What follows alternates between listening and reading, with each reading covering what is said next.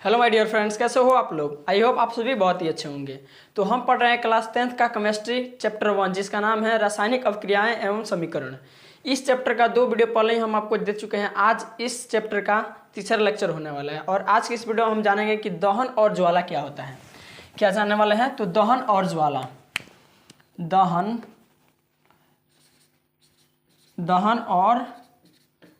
और ज्वाला। सबसे पहले जानेंगे कि दहन क्या होता है।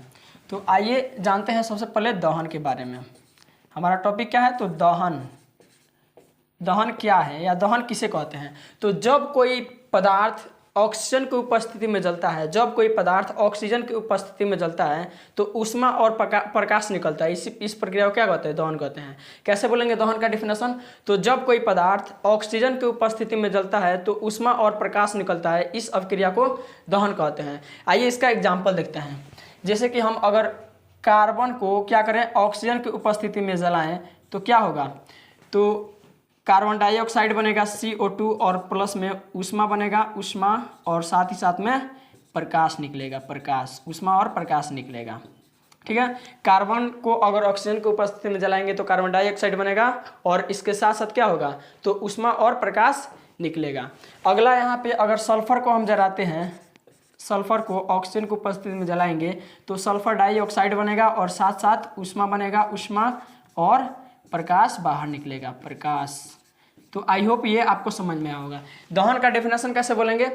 तो जब कोई पदार्थ को ऑक्सीजन की उपस्थिति में जलाते हैं तो ऊष्मा और प्रकाश निकलता है। इस अवक्रिया को दहन कहते हैं या उसे दहन कहेंगे। ठीक है। अगला क्या जानेंगे? तो पदार्थों को जलने और ना जलने के माध्यम से 2 प्रकार से बांटते हैं। ठीक है। कौन कौन? तो एक दहनशील पदार्थ होता है, एक होता है अदहनशील पदार्थ। पहला क्या? तो दहनशील पदार्थ या ज्वलनशील पदार्थ। दहनशील या ज्वलनशील एक ही बात है। ठीक है। क्या लिखेंगे? दहनशील पदार्थ, दहनशील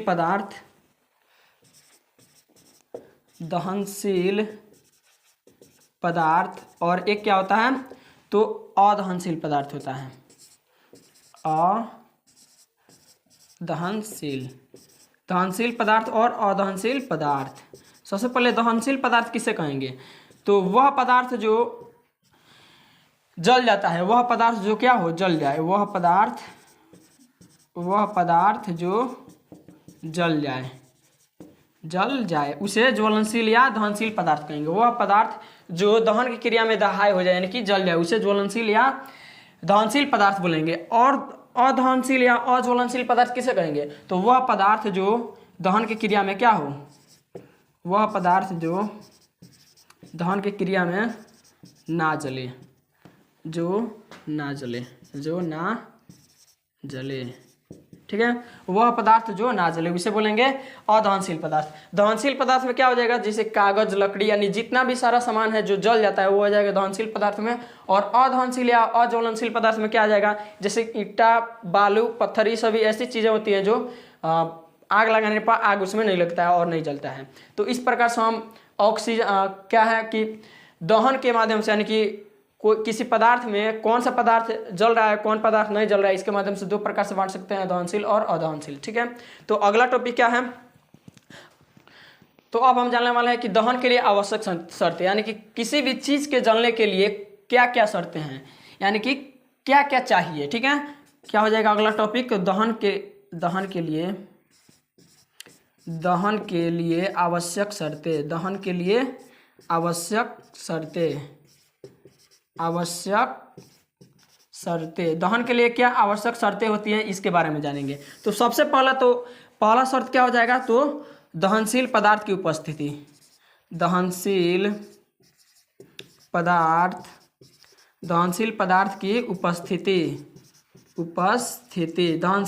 की उपस्थिति। दहनशील पदार्थ की उपस्थिति कहने का मतलब क्या हुआ? तो ऐसा पदार्थ होना चाहिए जो दहन की क्रिया में जल जाए। ठीक है।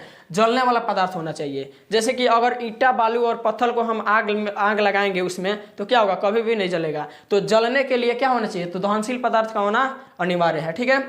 दूसरा, दहन की पोषक तत्व की उपस्थिति। दहन का पोषक तत्व कहने का मतलब किसकी उपस्थिति में हो जाता है? तो ऑक्सीजन। दहन का पोषक तत्व क्या होता है? तो ऑक्सीजन, यानी कि लिखेंगे यहाँ दहन की पोषक तत्व की दहन के पोषक तत्व की उपस्थिति दहन के पोषक तत्व की उपस्थिति। दहन का पोषक तत्व क्या होता है? तो हवा बोले या ऑक्सीजन, ठीक है। तो हवा या ऑक्सीजन के बिना किसी भी पदार्थ में आग नहीं लग सकता है। जैसे कि इसका एग्जाम्पल कैसे हो जाएगा?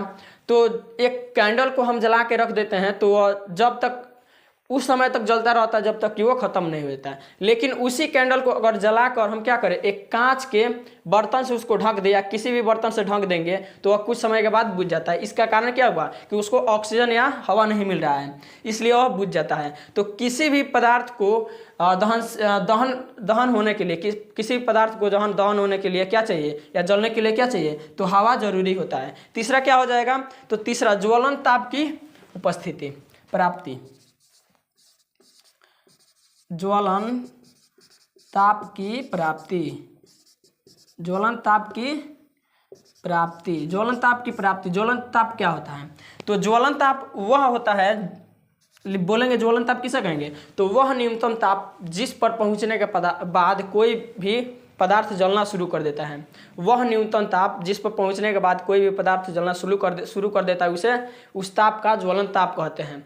जैसे कि एक तिल्ली के माध्यम से एक कागज के टुकड़े में आग लगाते तो आसानी से लग जाता है, क्योंकि उस तिल्ली से जो ऊर्जा निकल रहा है वह उस कागज के ज्वलन ताप तक पहुंचा दे रहा है। लेकिन उसी तिल्ली से अगर हम किसी लकड़ी में आग लगाएंगे तो कभी भी आग नहीं लगेगा। क्यों? क्योंकि वो जो तिल्ली का ऊष्मा जो है उस लकड़ी के लिए अपर्याप्त है, यानी पर्याप्त नहीं है, ठीक है। तो किसी भी पदार्थ को जलने के लिए उसके ज्वलन ताप तक पहुंचना जरूरी है। जब तो किसी भी दहन के लिए आवश्यक शर्तें, यानी किसी भी चीज़ को जलने के लिए 3 चीज़ चाहिए। पहला तो ज्वलनशील पदार्थ होना चाहिए, यानी जलने वाला चीज़। दूसरा हवा की उपस्थिति होनी चाहिए। तीसरा ज्वलन ताप तक पदार्थ जब तक नहीं पहुँचेगा अपने ज्वलन ताप तब तक उसमें आग नहीं लगेगा। तो ये हमने समझ लिया कि दहन के लिए आवश्यक शर्तें क्या होती है। अब हम जानने वाले हैं ज्वाला क्या होता है। ज्वाला, दहन तो हमने जान लिया, अगला टॉपिक क्या है? तो ज्वाला। ज्वाला किसे कहते हैं? तो जब कोई पदार्थ लौ के साथ जलता है, जब कोई पदार्थ लौ के साथ जले, लौ के साथ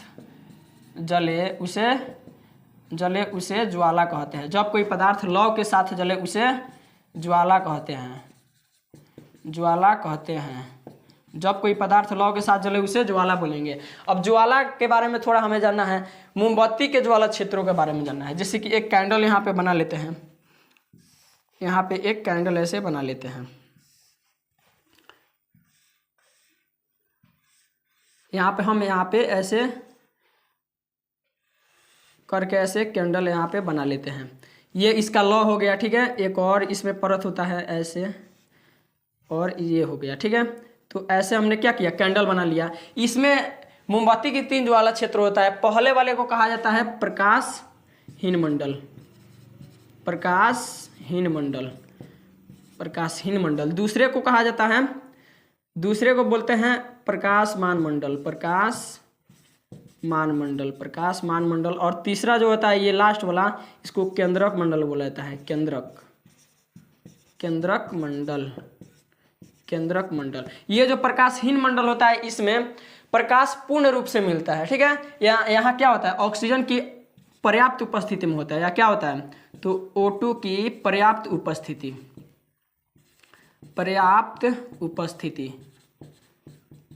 उपस्थिति। प्रकाशहीन मंडल में क्या होता है, तो ऑक्सीजन की पर्याप्त उपस्थिति, यानी जितना चाहिए उतना ऑक्सीजन यहाँ पे मिलता है। तो मोम का पूर्ण दहन होता है। मोम का पूर्ण दहन होने के कारण से क्या होता है, ये बाहरी मंडल का प्रकाश का रंग जो होता है नीला होता है। कैसा, तो रंग कैसा होता है, तो रंग ये ध्यान में रखना है कि नीला होता है, रंग नीला होता है, नीला। बाहर का रंग कैसा होता है, तो प्रकाशहीन मंडल का रंग नीला होता है। इसमें क्या होता है, प्रकाश नहीं होता है, नीले रंग का प्रकाश होता है। अब देखिए प्रकाशमान मंडल जो होता है ये ऑक्सीजन की अपर्याप्त उपस्थिति में होता है। अपर्याप्त उपस्थिति, ऑक्सीजन के अपर्याप्त उपस्थिति में यहाँ पे क्या होता है, पूर्ण रूप से ऑक्सीजन ना मिलने के कारण से क्या होता है, यहाँ पे मोम का दहन पूर्ण रूप से नहीं हो पाता है। और यहाँ पे जो प्रकाश का रंग होता है वो कैसा होता है, प्रकाश का रंग वो होता है पीला। कैसा, तो यहाँ पे रंग कैसा होता है, तो पीला, रंग पीला, और इसमें पीला प्रकाश निकलता है। केंद्रक मंडल में क्या होता है, तो यहाँ पे ऑक्सीजन ना पहुँचने के कारण से यहाँ पे मोम का दहन नहीं हो पाता है, और यहाँ पे अगर हम माचिस का तिल्ली भी यहाँ पे ले जाएंगे ना तब इसमें आग नहीं लगता है। ठीक है, यहाँ पे बिना जला हुआ मोम रहता है। यहाँ पे क्या होता है, तो बिना जला हुआ मोम, बिना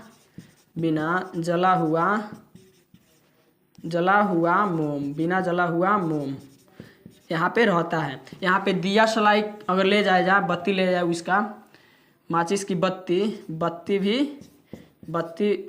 भी नहीं जलता है, बत्ती भी नहीं जलता है। यहाँ पे माचिस का तिल्ली अगर ले जाए तब भी इसमें आग नहीं पकड़ता है। यहाँ पे क्या होता है, तो बिना जला हुआ मोम रहता है। तो ये जो है कैंडल यानी कि मोमबत्ती के 3 ज्वाला क्षेत्र होते हैं, प्रकाशहीन मंडल, प्रकाशमान मंडल, केंद्रीय मंडल। प्रकाशहीन मंडल जो है यहाँ पे ऑक्सीजन की पर्याप्त उपस्थिति में घटित होता है, और पूरे तरह से मोम का यहाँ पे दहन होता है, जिसके कारण से प्रकाश का रंग जो नीला यहाँ पे निकलता है, और रंग क्या होता है, नीला होता है। और प्रकाशमान मंडल में पूरे तरह से अगर ऑक्सीजन नहीं मिलता है, जिसके कारण से क्या होता है, मोम का पूर्ण दहन नहीं हो पाता है, और यहाँ पे पीला प्रकाश निकलता है। और प्रकाशहीन मंडल, केंद्रीय मंडल में क्या होता है, तो यहाँ पे बिना जला हुआ मोम रहता है, यहाँ पे माचिस की तिल्ली यानी कि दिया सलाई की बत्ती भी ले जाएंगे वहाँ पे तो आग नहीं पकड़ता है। तो आगे हम जानेंगे अगला टॉपिक क्या है, तो द्रवीभूत पेट्रोलियम गैस। अगला टॉपिक द्रवीभूत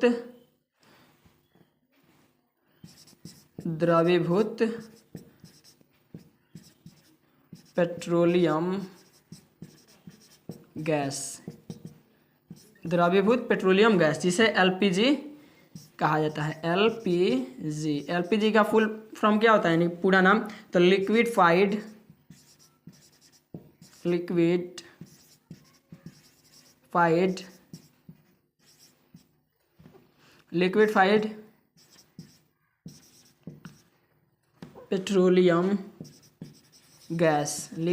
पेट्रोलियम गैस यानी कि एलपीजी। ठीक है, तो लिक्विफाइड पेट्रोलियम गैस यानी कि एलपीजी का फुल फॉर्म क्या होता है, तो लिक्विफाइड पेट्रोलियम गैस, इनको हिंदी में क्या बोलता है, द्रवीभूत पेट्रोलियम गैस। तो इसका जो होता है, ये बना किससे होता है, तो ये बना होता है किससे, तो ब्यूटेन प्रोपेन और एथेन का मिश्रण होता है। क्या होता है, ब्यूटेन